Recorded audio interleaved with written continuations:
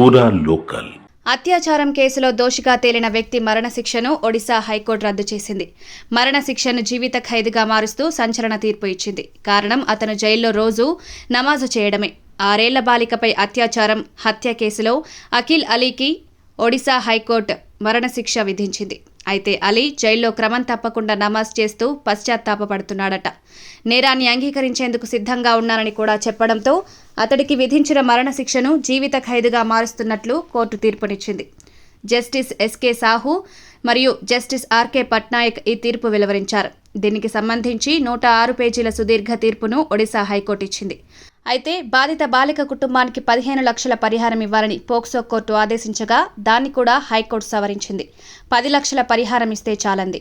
కేసులో దోషిగా తేలిన అలీ రోజు దేవుణ్ణి ప్రార్థిస్తున్నాడని, నిత్యం నమాజులోనే ఉంటున్నాడని, అతను దేవుడి ముందు లొంగిపోయాడని, అందుకే అతడికి విధించిన మరణశిక్షను జీవిత ఖైదుగా మారుస్తున్నామని హైకోర్టు ధర్మాసనం వ్యాఖ్యానించింది. అలాగే అతనిపై ఆధారపడి వృద్ధ తల్లిదండ్రులు, 2 అవివాహిత సోదరులు ఉన్నారని కోర్టు పేర్కొంది. అయితే కోర్టు తీర్పుపై పెద్ద ఎత్తున విమర్శలు వస్తున్నాయి.